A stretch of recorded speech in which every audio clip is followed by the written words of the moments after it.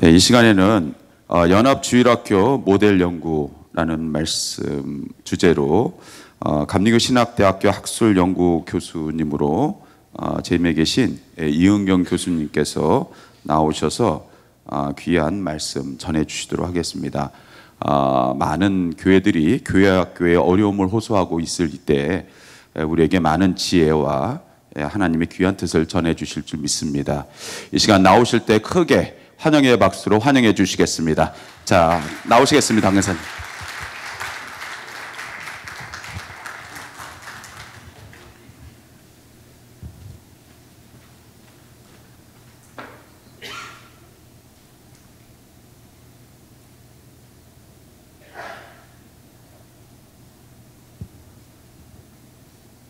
네, 잠시 제가 컴퓨터 화면을 좀 조정하도록 하겠습니다. 잠시만 기다려 주세요. 네.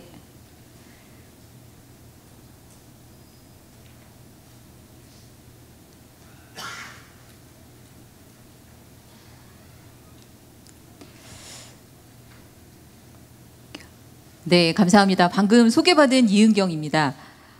코로나 팬데믹 이후에 조금씩 일상이 회복되어 가고 있는 이때에 다시 교회 교육을 고민하고 또 목회 계획을 세우는 자리에 초대해 주셔서 너무 감사합니다. 이 시간에는 연합주일학교라고 하는 조금은 생소한 모델인데요. 이 모델에 대해서 소개하면서 코로나 이후에, 아니 이제는 코로나와 함께 살아가야 하는 위드 코로나 시대에 교육은 어떠해야 되는지에 대해서 여러분들과 함께 이야기를 나눠보려고 합니다. 준비된 PPT를 좀 봐주시고요.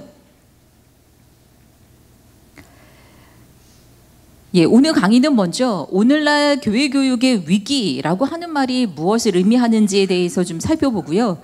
이어서 이러한 위기 상황 속에서도 신앙교육을 놓쳐서는 안 되는 이유, 즉 그러니까 어린이에게는 신앙교육을 받을 권리가 있다라는 이야기를 좀 해보려고 합니다. 그리고 코로나19로 시작된 뉴노멀을 위기가 아니라 기회로 삼아서 신앙교육을 회복할 수 있는 길은 무엇이 있을지 한번 좀 생각해 보려고 하고요. 그리고 마지막으로 연합주일학교라고 하는 신앙교육의 새로운 모형을 소개하고자 합니다. 그러면 첫 번째 파트 시작하겠습니다. 네, 코로나가 시작되기 이미 전에 일본의 저널리스트이자 인구사회부장 정책 전문가인 가와시 마사시는 미래연표라는 책에서 2017년 이후부터 앞으로 약 100년간 벌어질 일을 연대순으로 소개하고 있습니다. 근데 그 첫 번째가 바로 고령자가 증가할 것이다 라고 하는 사실인데요. 전체 인구에서 65세 이상 되는 비율이 7% 이상이면 고령화 사회라고 부르고요. 65세 이상이 14%이면 고령사회라고 부른답니다. 일본은 고령화 사회에서 고령사회가 되는데 24년이 걸렸고요. 독일의 경우는 40년, 영국은 46년, 스웨덴은 85년, 프랑스는 115년 만에 고령화 사회에 접어들었다고 해요. 우리나라는 어떨까요? 네, 우리나라가 고령화 사회가 된 건 2000년인데 겨우 17년 만에 우리나라는 이미 고령 사회가 됐습니다. 그래서 아마 교회에 가보시면 65세 이상 되시는 분들의 비율이 굉장히 높다는 걸 아실 수 있을 거예요. 그러면서 어떤 일들이 또 벌어지게 되냐면요. 당연히 노동력이 부족하게 되고요. 그리고 인구가 감소하게 됩니다. 출생아 수가 감소하면서 당연히 아이들이 줄게 되는데요. 2021년 기준 우리나라의 합계 출산율이 0.81이다라는 기사 혹시 들은 기억이 있으실지 모르겠습니다. 합계 출산율이라는 게 어떤 거냐면요. 그러니까 가임 여성, 그러니까 임신을 할 수 있는 여성 한 명이 평생 동안 낳을 것으로 예상되는 평균 아이의 수치라고 합니다.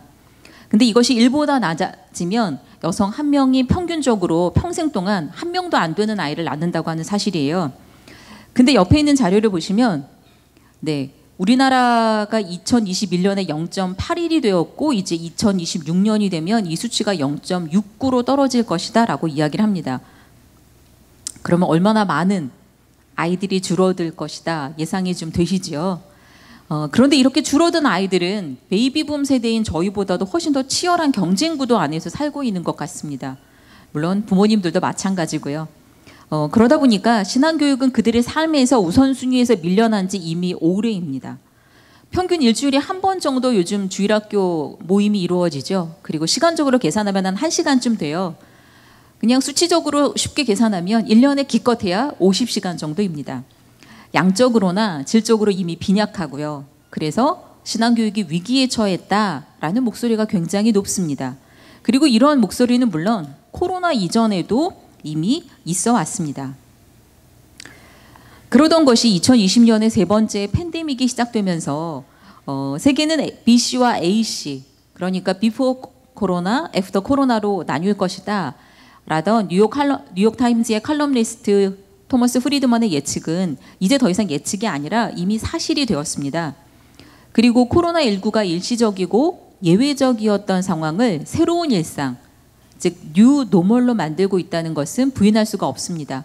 원래 뉴 노멀은 경제학에서 사용하던 용어인데요. 시대의 변화에 따라서 새롭게 부상하는 어떤 기준이나 표준을 의미합니다. 특히 과거에 대해서 반성하고 새로운 질서를 모색하는 시점에 등장하는 개념입니다.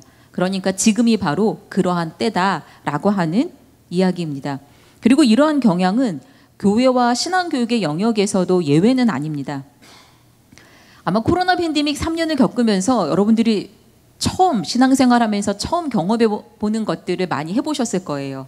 특히 이제 목사님들 같은 경우는 기독교가 우리나라에 전래된 이후 200년 역사상 처음으로 자발적으로 한국 예배당에, 교회 예배당의 문이 닫히는 것을 보았고, 그리고 온라인 예배, 심지어는 온라인 헌금이라는 초유의 경험을 하기도 했습니다.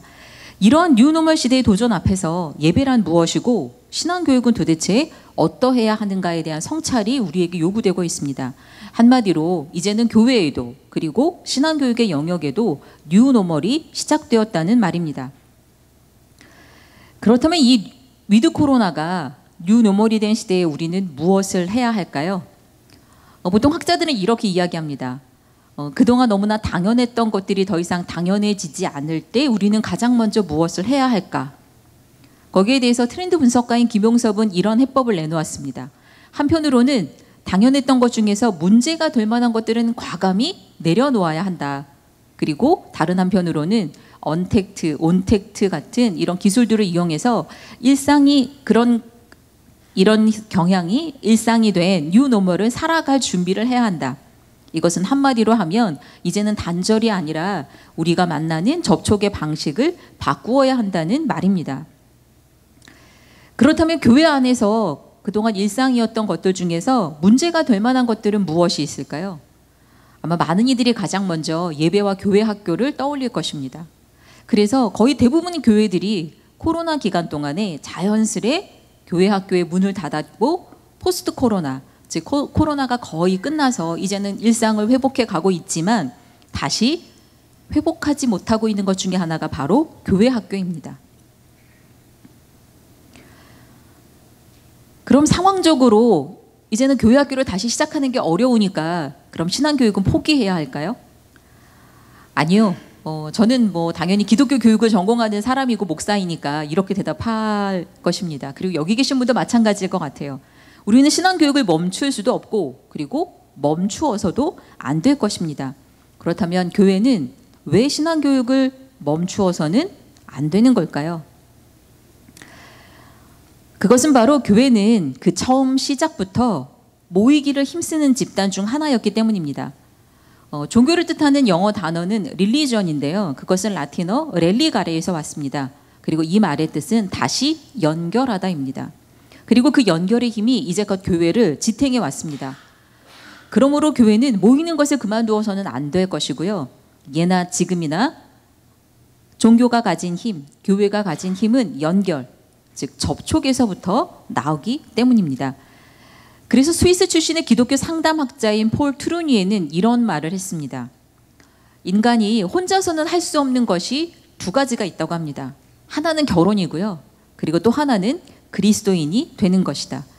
이것은 그리스도인이 모인 공동체인 교회는 결코 혼자서는 만들 수 없고 함께 모일 때만 그 존재의 의미가 있는 모임이다 라고 하는 말입니다. 또한 초중중 학교까지의 교육이 의무 교육이고 어린이들의 당연한 권리인 것처럼 신앙교육 또한 우리 아이들의 당연한 권리이기 때문입니다. 작은 교회 그리고 미자리 교회에서 가장 열악한 것이 무엇인가요? 라고 물으면 저는 주저없이 신앙교육이라고 이야기를 합니다. 다들 아실 거예요. 어찌어찌해서 예배당을 마련했지만 교육과는 엄두도 내기 어렵고요.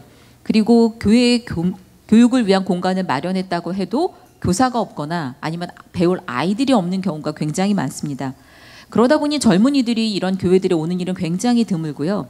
행여 오더라도 신앙교육을 이유로 그것을 핑계로 더 번듯한 교육관을 가진 교회 혹은 더 나은 교육 서비스를 제공하는 이런 대형 교회로 옮기거나 자녀들만이라도 그런 교회에 보내는 경우를 비일비재하게 볼 수 있습니다. 이런 상황에서 작은 교회나 미자리 교회 부모들의 그러니까 목회자들의 자녀, 흔히 말하는 PK들은 신앙교육의 사각지대에 놓이기가 굉장히 쉽습니다. 이 문제는 큰 교회가 되면 해결되겠지 혹은 성인 예배에 참여하면서도 얼마든지 자신의 신앙을 키울 수 있을 거야 라고 치부할 수 있는 성질의 것은 아닙니다. 아이들이 신앙교육을 받는 것은 어른들의 선택이 아니라 의무이고 또 어린이들이 가진 고유한 권리이기 때문에 그렇습니다. 그래서 독일의 기독교 교육 학자이자 실천 신학자인 프리드리히 슈바이처는 자신의 책 종교에 대한 아이들의 권리에서 신앙교육의 중요성을 이야기하면서 어린이에게 보장되어야 되는 권리 중 하나가 바로 종교의 권리다라고 이야기를 합니다. 그러면서 슈바이처는 이렇게 이야기합니다.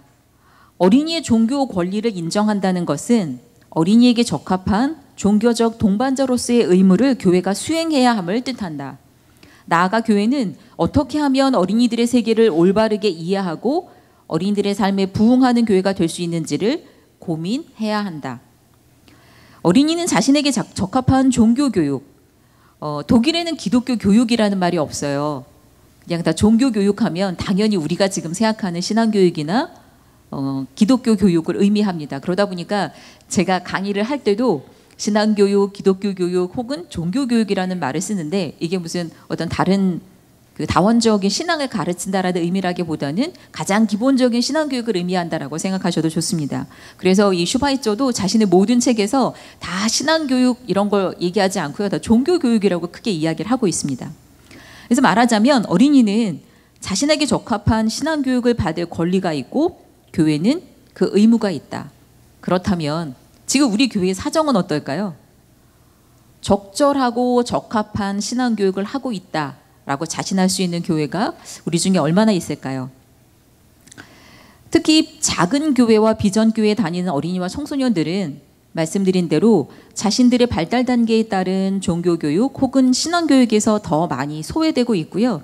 그때 발생하는 부작용 중에 하나로 종교적 카스퍼하우저 증후군이라는 것이 있습니다. 카스퍼하우저는 사람의 이름이에요. 중세시대 때 유럽에 있던 어느 길거리에서 어떤 아이가 우연히 발견되었는데 이 아이가 할 줄 아는 말은 오로지 딱 하나였습니다. 카스퍼하우저. 그래서 사람들이 추측하기를 이게 이 아이의 이름인가 보다. 그리고 그 아이에게 말을 가르쳐서 너 그동안 도대체 어디서 살았니? 라고 물었더니 외딴 골방에서 혼자 지냈던 거예요. 그래서 눈을 뜨고 일어나면 먹을 것이 있었고 눈을 뜨고 일어나면 머리가 감겨져 있고 옷이 갈아입혀지고 그랬었대요.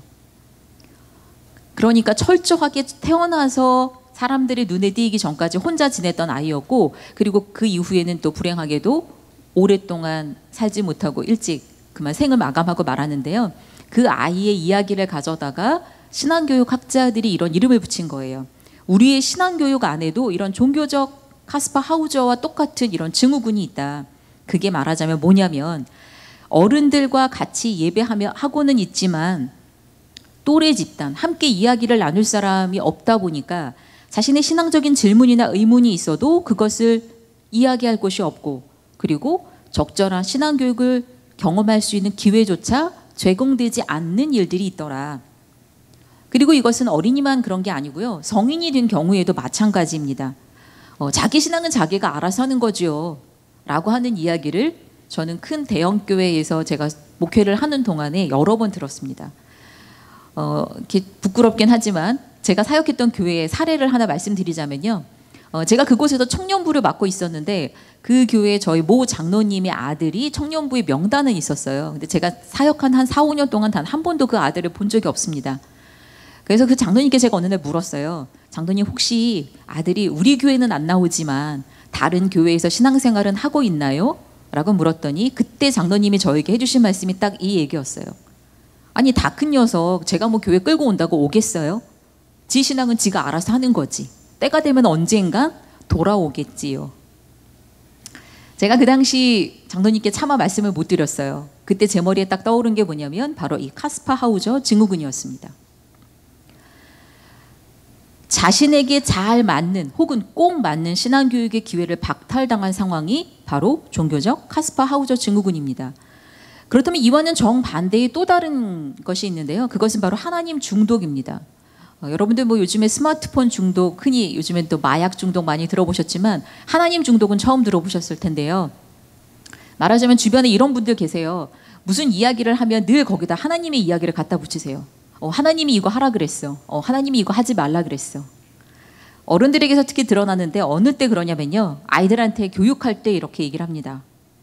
하나님은 모든 걸 알고 계셔. 네 머리카락 하나까지도 다 세시는 분이란다. 이것은 어린이를 조종하고 통제하기 위해서 하나님의 이름을 끌어들이는 것입니다. 그래서 틸만 모저라고 하는 학자가 여기에다가 하나님 중독이라고 하는 좀 무시무시한 이름을 붙인 거예요. 이렇게 머리털 하나까지도 세시는 하나님의 이미지, 벌 주시는 하나님의 이미지로 아이들을 우리는 겁주기도 합니다. 그리고 또 때로는 이런 말도 하죠. 너 뭐 하나 제대로 하는 게 없구나. 너 하나님 앞에 가면 뭐라고 할래? 너 그러면 하나님이 싫어하실 텐데. 착한 아이는 그런 짓 안 하는데. 교회에서 크리스마스 시즌이 되면 참으로 제가 많이 했던 말들입니다. 이런 말들은 아이들에게 이런 감정을 심어줄 수 있습니다. 내가 하는 어떤 행동도 하나님의 기대에 미치지 못하는구나 라고 하는 열등감을 심어줄 수 있다고 해요. 근데 자세히 들여다보면 부모님들이나 혹은 교사들이 혹은 내가 아이들에게 이런 말을 했을 때 그것은 정말 하나님이 싫어하셔서가 아니고요. 내가 그 꼴이 보기 싫어서더라고요. 근데 그 핑계를 하나님의 이름을 빌어다가 했습니다.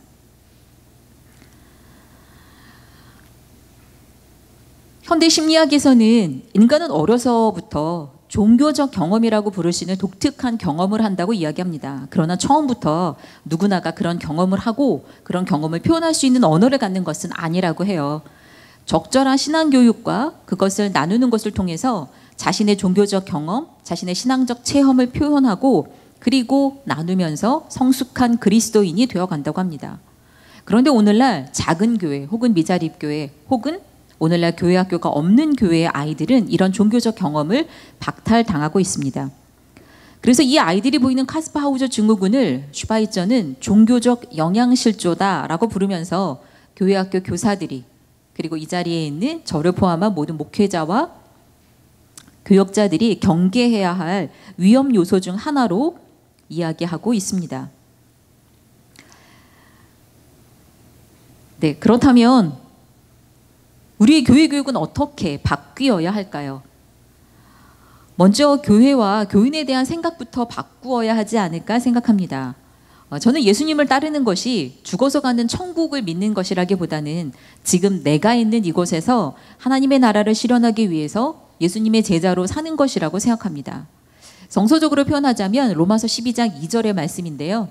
이 시대의 풍조를 본받지 말고 마음을 새롭게 함으로 변화를 받아서 하나님의 선하시고 기뻐하시고 완전하신 뜻이 무엇인지 분별하는 것. 이것을 위해 애쓰는 자들이 신앙인이라면 이들에게 복음은 언제나 새롭게 변화되고 발견되어야 합니다. 그러므로 이 시대의 풍조를 따르지 않으면서 변화를 꿈꾸는 교회는 예배와 교회에 대해서 그리고 교회 교육에 대해서 전통적인 경계를 넘어서는 어떤 구체적인 실천 방안 혹은 실제적인 대안을 찾아낼 필요가 있습니다. 만약 교회 공동체들이 신학적이고 예전적이고 문화적인 차이들을 넘어서 함께 사역할 수 있는 능력을 따라서 새롭게 갱신될 수만 있다면, 새롭게 바뀔 수만 있다면 우리의 기독교적인 정체성은 어떤 특정 교파에 대한 충성보다 훨씬 더 중요한 문제가 될 것이라고 생각합니다. 그렇다면 그 이후에는 내가 어느 교회 다니는지 이걸 묻는 것보다는 어떻게 하면 그런 그리스도인, 그런 예수의 제자가 될 수 있는지를 물어야 할 것이고 이것은 바로 교회 교육, 신앙 교육과 관련된 질문이라고 생각합니다. 그렇다면 이런 제대로 된 신앙 교육을 하기 위해서 모든 교회들이 무조건 제대로 된 교육관 그리고 능력 있는 교사들을 갖추어야만 가능할까요? 이것 말고 다른 대안은 없을까요? 위드 코로나가 뉴 노멀이 된 이런 새로운 시대에 저는 또 다른 신앙교육의 가능성으로서 다음에 3가지를 제안하려고 합니다. 첫 번째는 예배의 다면화고요. 다음으로는 가정예배와 가족 식탁에서의 신앙교육을 회복하는 것. 그리고 마지막으로는 새로운 신앙교육 모델로서 연합주일학교를 소개하려고 합니다. 첫 번째는 예배의 다면화입니다. 코로나 시기를 보내면서 대면 예배 혹은 대면 모임이 금지되었을 때 많은 교회가 비대면 예배, 비대면 신앙교육을 실시했습니다. 어쩔 수 없는 상황에서 시작했고 지금도 하고 있기는 하지만 교육학적으로 볼 때 이 온라인 예배 혹은 온라인 교육은 당연히 이로움도 있습니다. 하지만 이것이 가진 가장 큰 단점은요. 상호소통이 일어날 수 없는 일방적인 구조라고 하는 사실입니다. 그리스도인이 되고 또 그리스도인으로 사는 것은 끊임없는 성찰과 고백을 가능케 하는 예배에 참여함으로써 가능한 일입니다. 예배가 일어나는 공간, 그리고 함께 예배하는 사람들, 예배에 사용되는 음악들, 상징물, 그리고 현장의 분위기 등에서 이미 신앙교육은 시작이 되고요. 그것들을 통해서 우리는 그리스도인이 되어갑니다. 그리고 이것은 전적으로 현장 예배에 참여함으로써 가능합니다. 특히 부활절, 성령 강림절, 그리고 곧 다가올 성탄절 등의 절기 예배와 세례, 성만찬, 결혼 예식, 장례 예식, 추수감사절 등의 특수 예배 등에 참여함으로써 우리는 그리스도인으로 성장해 왔습니다. 히로나카 나오유키는 중독의 모든 것이라는 책에서 중독을 유발하는 사회적 원인의 하나로 이것을 지목하는데요. 공동체의 바탕을 둔 축제의 공간을 잃어버리고 일상에서 그 유사품을 찾게 된 것이다 라고 말합니다. 그의 말에 따르면 공동체에 근거한 축제의 공간, 즉 교회 공동체에서 가장 축제스러운, 말하자면 예배를 제대로 드리지 못할 경우 자칫 온라인 예배는 예배의 유사품으로 전락하게 될지도 모른다라고 하는 사실입니다. 그러므로 대면의 반대말은 비대면, 무조건 안 만나는 게 아니라 다면, 만남의 방식을 다양하게 하는 것이 필요하다라고 하는 이야기입니다. 그동안 예배와 신앙교육이 무조건 한 공간에서, 같은 공간에서 동시에 얼굴과 얼굴을 맞대고 하는 것이 주를 이루었다면 이제는 이것을 조금은 다양화하자라고 하는 이야기고요. 이것은 오늘날의 다양한 온택트 기술들을 통해서 충분히 활용할 수 있을 것입니다. 그리고 아마 이 중에는 이미 이런 방식을 통해서 굉장히 다양한 방식의 예배와 교육의 모형들을 실시하고 있는 교회들도 있을 것이라고 생각합니다. 그리고 두 번째는 슬기로운 집콕 예배를 통해서 가정 예배와 가족 식탁에서의 신앙교육을 회복하는 것입니다. 코로나로 인해서 등교와 출근이 온라인 개학과 재택근무로 바뀌고 비대면 예배가 일상이 되었을 때 가정에서 온 가족이 함께 드리는 온라인 예배도 새로운 뉴 노멀이 되었습니다. 비록 코로나로 인해서 떠밀리듯 시작하기는 했지만 온라인 예배는 그동안 우리가 잊고 있었던 가정 예배를 다시 우리의 일상으로 가져왔습니다. 그러므로 이제는 우리에게 슬기로운 집콕 예배가 필요할 때가 되었습니다. 신앙교육에서 가정 예배는 이미 오랜 전통을 가지고 있습니다. 서기라는 창세기 2장 24절에 이러므로 남자가 부모를 떠나 그의 아내와 합하여 둘이 한 몸을 이룰지로다 라는 말씀에 근거해서 가정을 하나님의 창조 사역의 완성이요 거룩한 공동체로 정의합니다. 또한 최초의 신앙교육은 우리가 생각해보면 가정에서부터 시작되었고요. 신앙의 가장 근본적인 원동력 역시 가정입니다. 그러므로 신앙교육은 교사나 혹은 교회의 전유물이 아니라 부모와 가정 그리고 교사와 교회가 함께하는 교육 프로그램으로 전환되어야 합니다. 비록 온라인이기는 하지만 줌이나 유튜브를 통한 가정 예배는 교회에서 그동안 행해졌던 성서학습, 공과교육이 신앙교육의 전부는 아니다라고 하는 사실을 우리에게 다시금 재발견하게 했습니다. 그러므로 이제부터 신앙교육은 교회와 가정이 함께하는 전인교육의 차원에서 새롭게 구성되어야 할 것입니다. 그리고 또한 분주한 삶 속에서도 가족 식탁에서의 신앙교육의 기회를 찾아야 할 것입니다. 코로나 이후에 가정에서 온 가족이 함께 더불어 식사하는 경우가 훨씬 더 많아진 것은 사실입니다. 밥상머리에서 나누는 신앙의 이야기를 통해서 가족 식탁은 가족 구성원이 하나님을 만나고 예배하는 축복의 자리, 그리고 나눔의 자리로 변하게 됩니다. 또한 가족 식탁이 재단으로서의 기능을 하게 되면서 부모는 영적 안내자, 그리고 신앙의 멘토로서의 역할도 회복할 수 있을 것입니다. 코로나로 인해서 그동안 우리가 잊고 있었던 가정 예배를 홈 에듀케이션, 즉 가정교육의 기회로 삼고 가정에서부터 새로운 신앙교육을 시작해야 할 것입니다. 왜냐하면 가정은 신앙교육이 시작되고 완성되는 곳이기에 그렇습니다.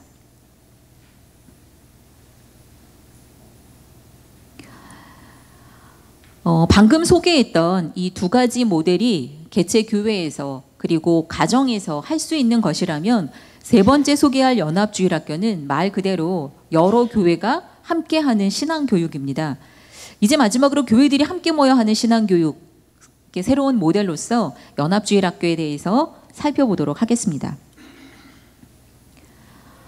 제가 이 연합주일학교에 대한 구상을 처음 한 것은 코로나가 훨씬 전이었습니다. 제가 일산 지역에서 이제 아주 작은 미자리 교회 담임을 하게 됐었는데요. 그때 가장 고민이 많았던 부분이 제가 기독교 교육 전문가이자 이제까지 계속 교사로 몇십 년을 살았던 사람임에도 불구하고 바로 문제는 신앙교육이었습니다. 그러나 안타깝게도 이 물음 앞에서 저 역시 무너질 수밖에 없었습니다. 왜냐하면 작은 교회, 이런 비전 교회들은 돈도 없었고요. 그리고 일할 사람도 저 밖에는 없었습니다. 물론 교회 공간도 하나였습니다. 그러던 중에 제가 나름 발칙한 상상을 좀 하게 되었습니다. 무조건 교육관도 있고 교사도 있어야만 신앙교육이 가능한 걸까? 그리고 꼭 우리 교회에서만 가르쳐야 하나?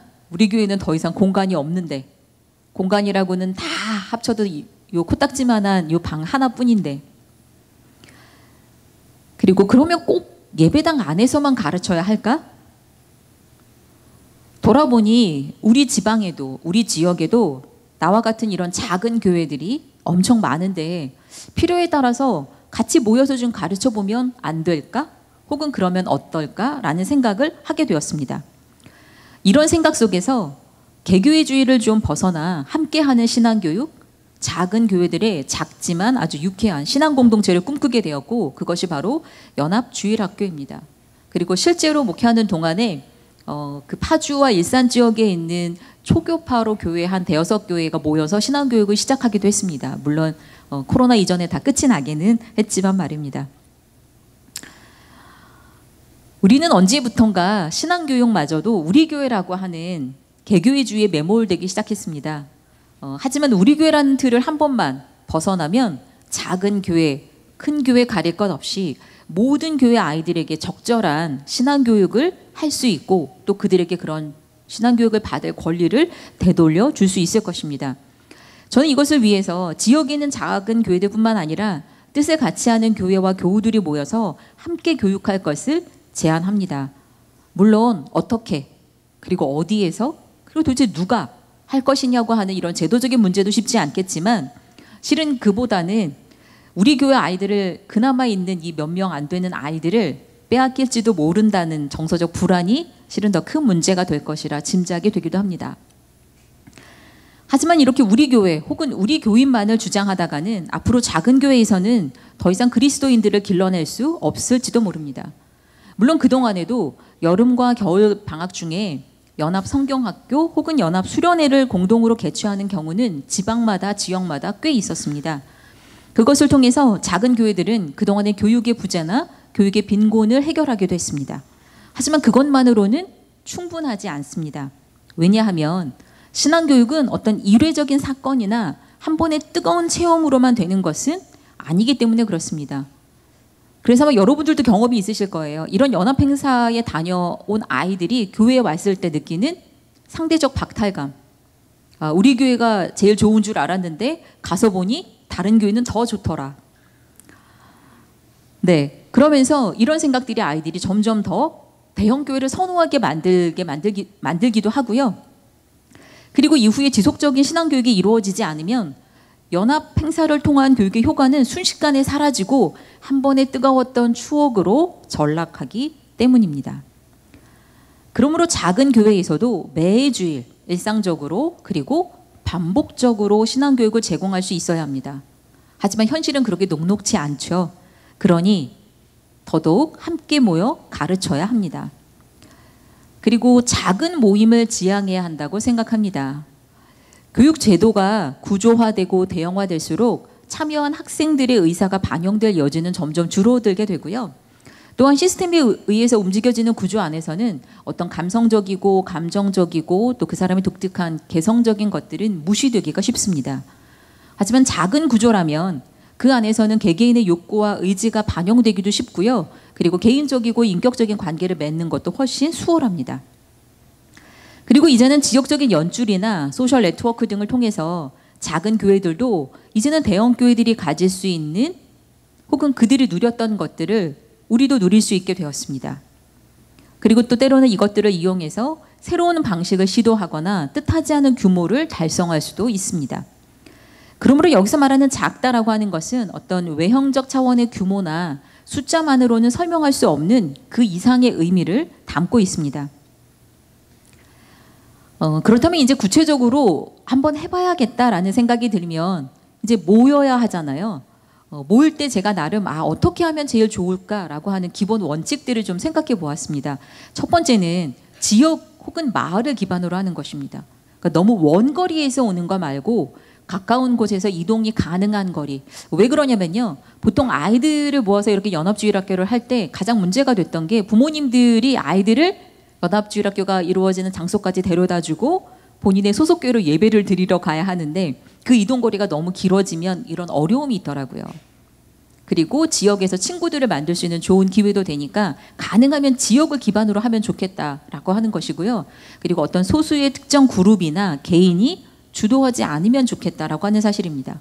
그리고 마지막 세 번째는 느슨한 연대를 통해서 네트워크를 좀 만들면 좋겠다. 앞에 두 가지는 이미 여러분들이 잘 아실 만한 것들이에요. 그래서 느슨한 연대를 통한 네트워크 만들기만 조금 더 설명드리도록 하겠습니다. 마레나 고비스는 증폭의 시대에서 이런 이야기를 해요.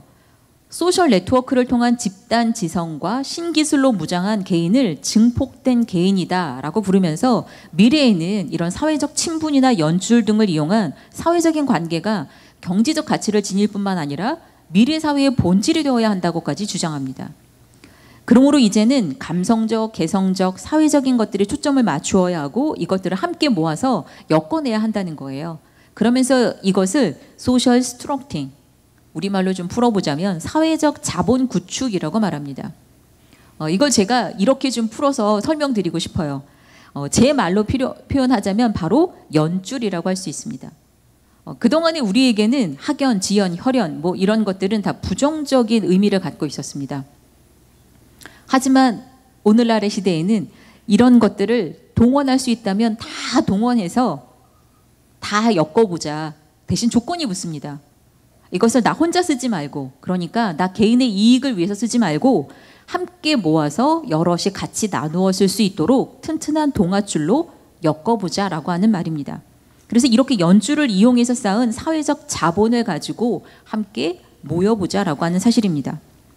이것이 바로 소셜 네트워킹이고, 이렇게 소셜 네트워크를 통해 연결된 증폭된 개인들이 모여서 세상을 그리고 교회를 바꿀 수 있을 것입니다. 그렇다면 이제 연합주일학교를 어떻게 운영할까, 그 구체적인 매뉴얼을 좀 소개하겠습니다. 제가 방금 전까지 소개한 예배의 다면화 그리고 가정예배의 회복이 우리가 이제까지 해오던 아주 익숙한 것들이라면 이제 제가 소개하게 될 이 연합주일학교는 조금은 낯선 모델일 수 있습니다. 하지만 이 연합주일학교는 그동안 우리가 교회학교에서 하던 방식들을 그대로 유지하면서 유럽의 대안학교의 모델 중에 일부를 제가 차용해서 구성해 본 것입니다. 그래서 이 연합주일학교를 시작할 때도 마찬가지로 어떻게 운영할 건지 운영 방식도 좀 결정을 해야 되고요. 그리고 교사나 학생은 어떻게 모을 건지, 그리고 교육 과정은 어떻게 구성할 건지, 그리고 교육 공간의 문제, 즉 교육관의 문제는 어떻게 해결할 건지도 먼저 생각해야 합니다. 그리고 이것들을 하기 전에는 우선 제 이야기를 듣고 혹은 필요에 의해서 이거 같이 한번 모여서 해볼까? 혹은 해봐야겠다라는 생각이 들었다면 교회 안에서 혹은 지역에 있는 교회들 중에 혹은 개인들 중에 관심 있는 이들의 모임을 조직하는 것부터 시작할 수 있습니다. 물론 제가 계속 작은 교회, 비전교회, 미자립교회 이야기하니까 큰 교회는 못하느냐? 절대 아닙니다. 대형 교회 안에서도 지금 이렇게 말하면 좀 그렇지만 지금 제가 소속으로 있는 교회나 몇몇 교회들의 교육 컨설팅을 좀 해주고 있는데요. 그때 새로운 교회 시스템을 바꾸면서 이 모델을 소개하고 있습니다. 그것이 대형 교회 안에서, 그러니까 하나의 교회 안에서는 어떻게 적용할 수 있는지 조금 이따 설명을 좀 같이 드릴게요. 물론 대형 교회도 가능하다 말씀드렸고요. 그래서 이렇게 관심들이 모아진 사람들이 모였으면 그러면 현재 우리가 활용할 수 있는 가용 자원이 뭐가 있을까 한번 살펴보세요. 인적 자원도 있고요. 그 중에는 이거 어디서 하면 좋겠다라고 하는 장소가 생각이 나실 때도 있고, 또 때로는 이런 예산은 어디서 끌어올 수 있겠다, 혹은 어디서 후원받을 수 있겠다, 기타 등등 예산 등 활용할 수 있는 것들은 할 수 있는 만큼을 모아보는 것입니다. 그리고 그것들이 모였다면 저는 이렇게 말씀드려요. 무조건 한번 일단 시작해 보세요.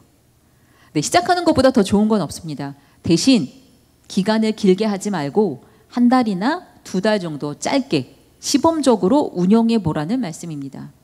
그리고 나서 이거 계속해도 되겠다라는 생각이 드시면 그때 장기적으로 계획을 하시고요. 이거 한번 해봤더니 우리에게는 맞지 않아 라고 하면 또 다른 모델을 고민하시면 됩니다. 제가 이렇게 단기간 시작하는 이 시범 케이스를 해보라고 말씀드리는 건, 제가 제안드리는 이 연합주일학교는 그동안의 교회학교랑은 다르게 학기제 운영을 제가 제안했기 때문에 그렇습니다.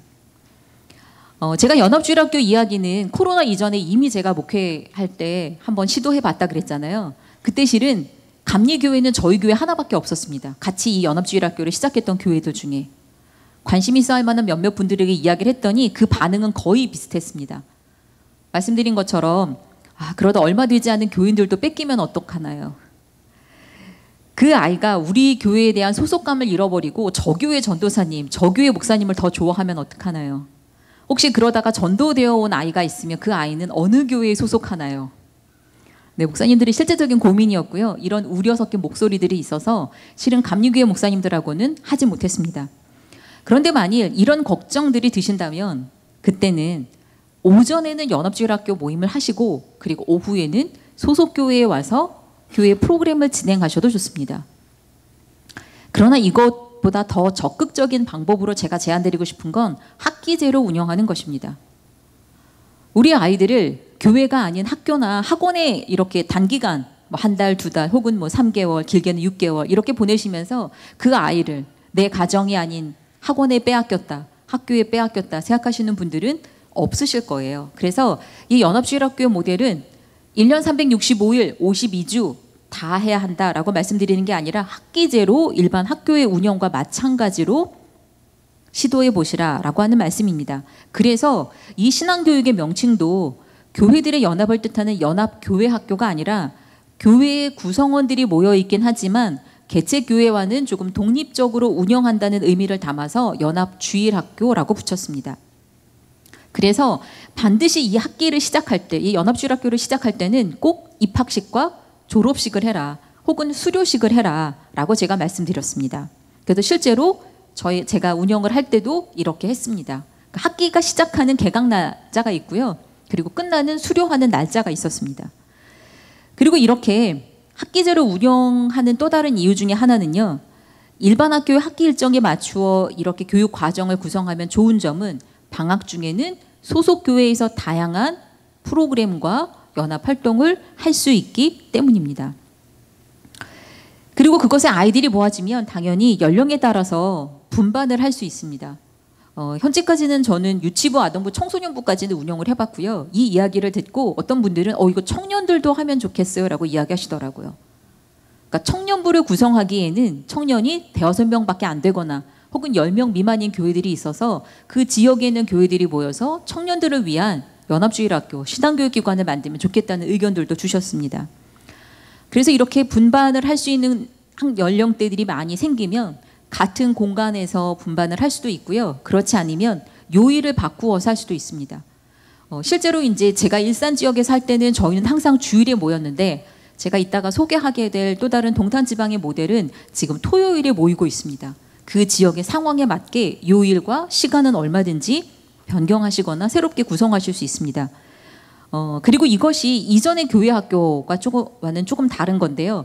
운영비, 말하자면 이 운영비를 마련하는 방법 중에 하나가 참여하는 학생들에게 제가 꼭 입학금 혹은 등록비를 받으라라고 하는 말씀입니다. 물론 이 비용은 아주 적었습니다. 한 학기 3개월 정도 혹은 4개월 정도 운영을 했는데요. 뭐 그 학기 다 통틀어도 한 간식비도 안 되는 10,000원 정도였습니다. 이걸 왜 받는지는 아시겠죠? 소속감도 있고요. 그리고 이번 학기에 내가 이 연합주일학교에 다니기로 했습니다라고 하는 개인의 결단도 됩니다. 그래서 그 아이들을 중심으로 이렇게 연합주일학교 운영비의 일환으로 등록비를 받고 나머지는 교회 후원금으로 진행을 했었습니다. 그리고 이렇게 해서 모아지면 그동안에는 교회 학교가 운영이 될 때는 교육부가 있고 교회 학교장이 있고 교감도 있고 뭐 부장들도 있고 뭐 이렇게 다 운영이 됐어요.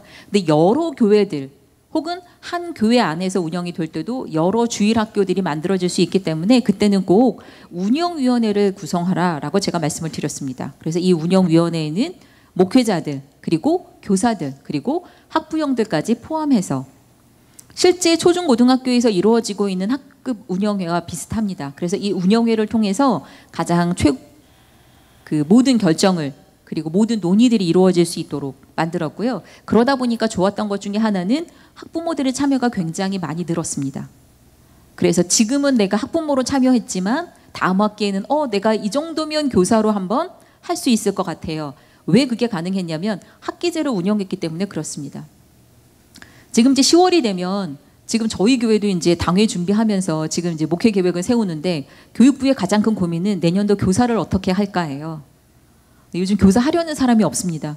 그나마 교회 학교가 있는 게 다행이니까. 근데 교사들에게 물어봤을 때 2가지를 이야기를 하세요. 첫 번째, 저는 자격이 안 되는 사람입니다. 저는 성경을 잘 몰라요. 라고 하는 이야기와 두 번째, 한 번도 빠지지 않고 매주일 교사를 할 자신이 없습니다. 1년이라고 하는 기간이 너무 길다라고 하는 이야기입니다. 그런데 예를 들어서 이렇게 학기제로 3개월, 4개월 운영할 때는 어떨까요? 아이들만 바뀌는 게 아니고요. 교사도 새로 모집할 수 있거든요. 왜? 그것이 왜 가능한지는 이따가 좀 말씀드릴게요. 그래서 교사들도 훨씬 수월하게 참여할 수 있기 때문에 부모들 중에도 내가 이 부분에 대해서 이 특정한 영역에서는 제가 교사로 봉사할 수 있을 것 같습니다. 라고 해서 실제로 그렇게 하시는 분들도 굉장히 많았습니다.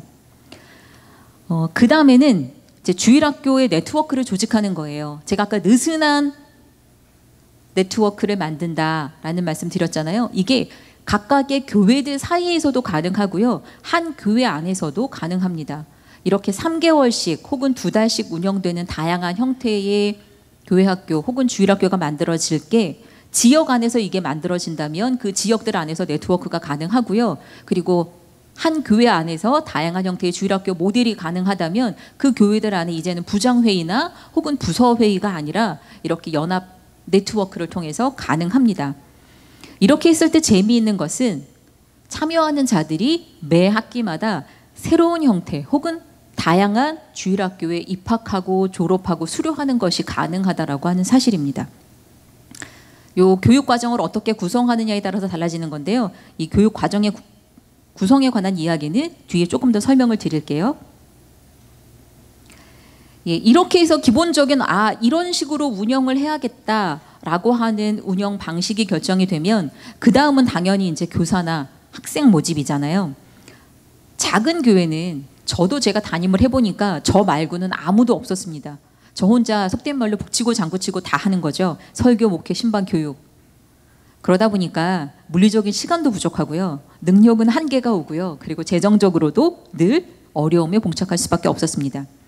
2006년 자료이긴 하지만 성결교회는 49%, 감리교회는 41%가 미자립 교회라고 합니다. 현재의 마이너스 성장 그리고 코로나 이후를 감안하면 아마 그 비율은 훨씬 더 높아졌을 것으로 추정됩니다. 이런 미자립 교회들은 아시겠지만 감리교는 제도상으로도 부교육자를 둘 수가 없고요. 그리고 어찌어찌 전도사를 둔다 해도 그 전도사에게 한 학기 장학금을 주는 것도 버거울 때도 있습니다. 그리고 때로는 평신도들에게는 신앙페이나 열정페이 혹은 자비량이라는 이름으로 사역을 시키는 경우들이 있어서 교회교육 전문가를 둔다는 것은 실제로는 불가능에 가까운 일입니다. 그렇다면 연합주일학교에서는 교사를 어떻게 모을 수 있을까요? 기본적으로는 혹시 참여하는 교회들이 아이들도 없고 교사는 없지만 신학생 하나 정도는 둘 수 있어요.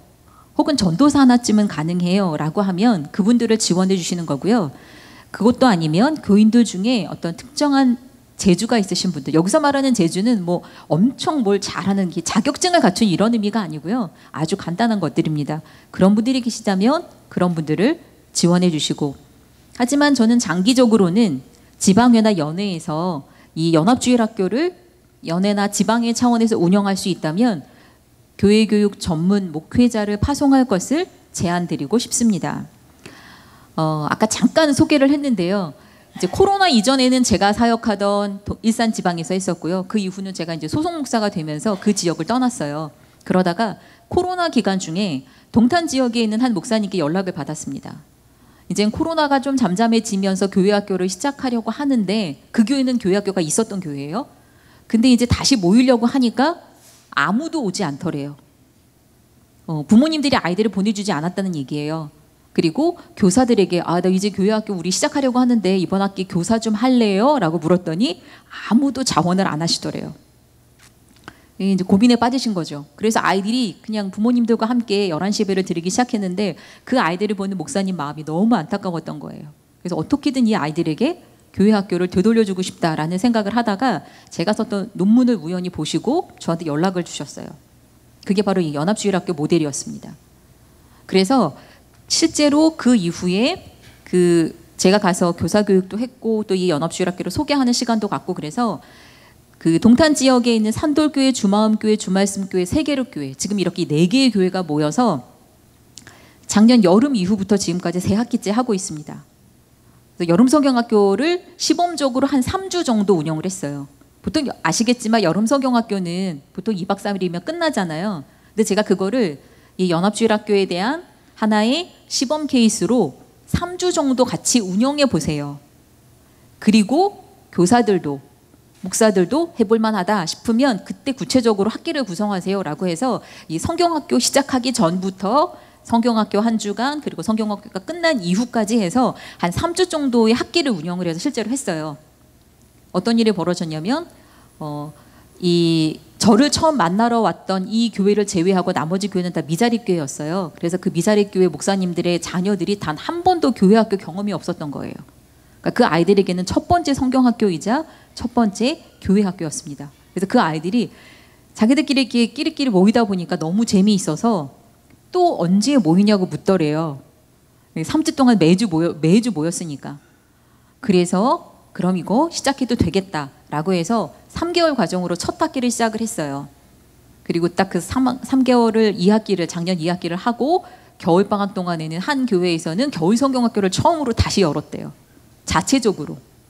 그리고 다시 봄에 새로운 학기를 3개월을 했고 지금 또 여름 성경학교 다 같이 또 연합으로 했고 그리고 지금 3번째 학기가 시작되고 있습니다. 그리고 이 3번째 학기는 사모님 중에 한 분이 악기를 하는 분이 계셔서 음악학교를 운영하고 있어요. 예배가 끝나고 나면 아이들이 지금 오케스트라를 작게 구성해서 그 악기를 배우는 시간을 또 갖고 성탄절 즈음에 그것을 이제 공연하는 그게 말하자면 졸업식이자 수료식이자 성탄 축하 예배가 되는 거예요. 이렇게 해서 지금 학기를 구성해서 3번째 학기를 시작하고 있습니다.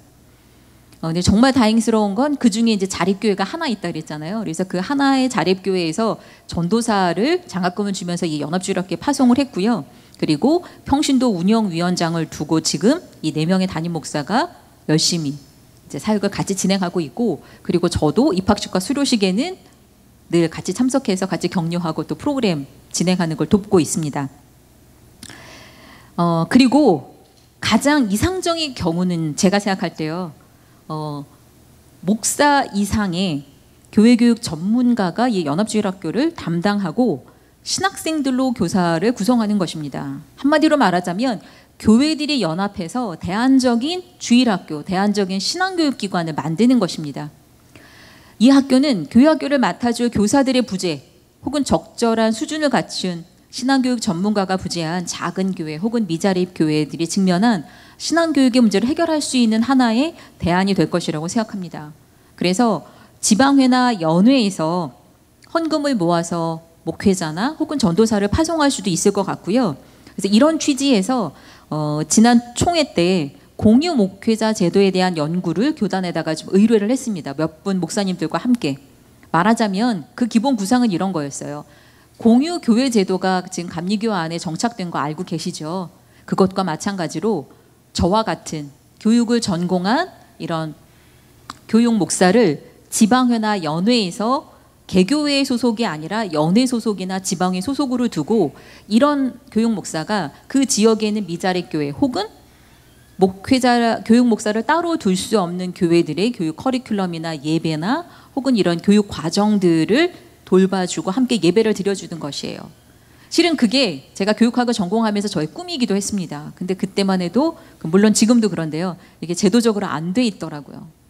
그래서 그냥 틈틈이 이렇게 그냥 개인적으로 돕고 있는데 이것이 만약에 제도적으로 가능하다면 저는 훨씬 더 좋을 거라고 생각합니다. 그래서 동탄 지방에 있는 이 네 교회도 처음에는 지방이랑 상관없이 자기들끼리 그냥 모인 거예요. 근데 이게 계속 소문이 나고 뭐 아마 보신 분도 혹시 있을지 모르지만 여러 방송이나 신문에도 좀 소개가 됐어요. 그랬더니 이제는 지방회에서도 이 연합주일학교의 운영비를 지원하고 있습니다. 그래서 그렇게 해서 이 연합주일학교가 지금 계속 잘 운영이 되고 있습니다. 그렇다면 이렇게 해서 가장 기본적인 틀을 갖추었으면 그 안에 교육 과정을 구성하는 게 당연히 중요하겠죠. 신앙교육의 목적에 따라서 다양한 교육 과정들이 가능한데요. 대표적으로는 4가지가 있습니다. 첫 번째는 성서 교수 이론이 있어요. 이 교육 과정은 기독교 신앙과 성서 지식을 효과적으로 전수하고 가르치는 것을 목적으로 삼고 있습니다. 그래서 학습자가 참여하는 아이들이 성서적 믿음에 뿌리 내리게 하고 신앙과 삶 사이의 연결점을 찾을 수 있도록 하는 교육 과정입니다. 그 다음에 두 번째는 영적 성장 이론이에요. 이 이론에 따른 교육 과정은 개인의 내적이고 외적인 신앙 성장과 영적 성숙을 목표로 침묵 혹은 경청 등의 영성 훈련, 기독교의 유산 혹은 봉사 등을 통해서 영적 성장을 이루도록 돕는 교육 과정입니다. 그리고 세 번째 이론은 신앙 공동체 이론으로 신앙의 가치를 공유하고 대화할 수 있는 신앙 공동체를 만드는 것을 목표로 삼고 있습니다. 그리고 마지막은 화해와 변혁 이론인데요. 이 이론은 정의와 사랑이 숨쉬는 하나님 나라 구현을 목표로 건전한 혹은 신실한 시민 정신을 함양하고 사회적 변혁을 통해서 이 사회가 하나님의 통치 가운데 해방과 진정한 인간화를 경험할 수 있도록 돕는 교육 과정입니다. 그래서 뭐 이런 이론들을 그렇게 막 보실 필요는 없어요. 근데 이제 이런 이론들에 기반을 해서 제가 연합주일학교에서 시작할 수 있는 실제적인 교육 모델들을 몇 가지 소개하려고 합니다. 이런